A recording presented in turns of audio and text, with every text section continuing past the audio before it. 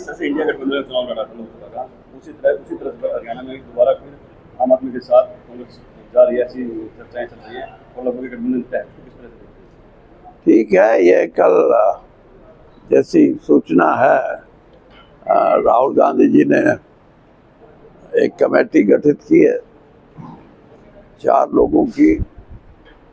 वो बात करेगी आप पार्टी से, और वो अपना संबंध जो सपा के हैं, सोशलिस्ट पार्टी के, वो भी अपना संबंध रखने की बात है, और कम्युनिस्ट पार्टी भी सीट मांगती है।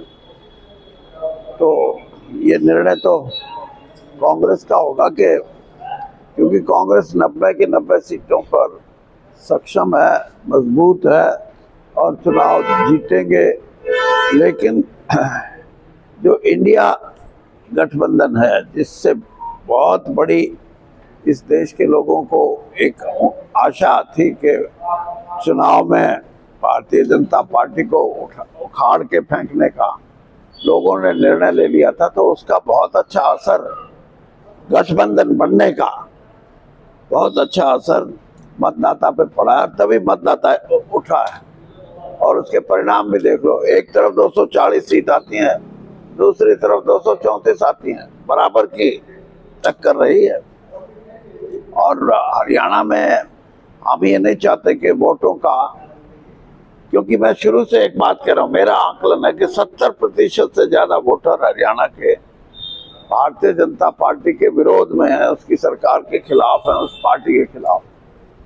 तो इसलिए ज्यादा से ज्यादा उस 70% को हम कांग्रेस के पक्ष में रखें, और विपक्ष में जो वोट पड़नी है वो बंटे ना। तो ये प्रयास है। अब देखो, उस प्रयास पे बातचीत चल रही है।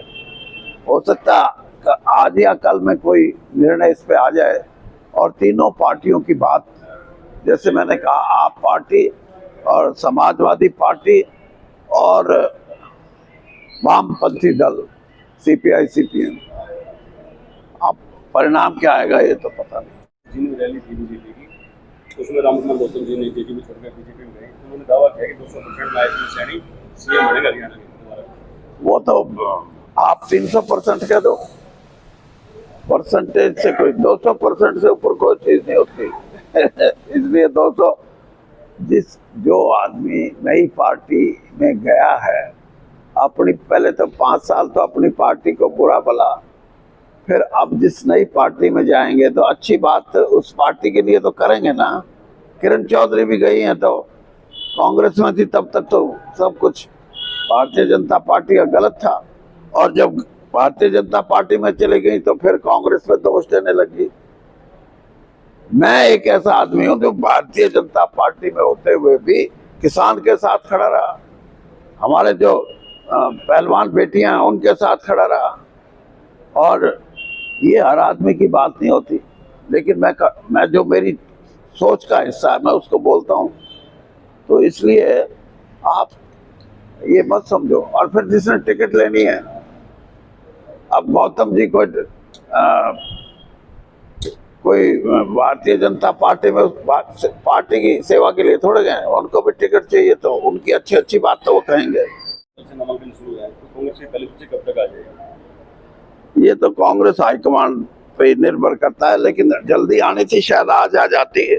अब क्योंकि गठबंधन की बात चल रही है, जैसे आपने सोचा या मैंने बताया, अब गठबंधन का जब फैसला होगा, कितनी सीटें देंगे या नहीं देंगे, जो भी फैसला होगा उसके बाद लिस्ट आएगी, मुझे ऐसा लगता है। सर, दूसरी ने कहा कि आपकी बार भी 2019 का गठबंधन किसी का नहीं आएगा, और बीजेपी किंग मेकर लगेगी।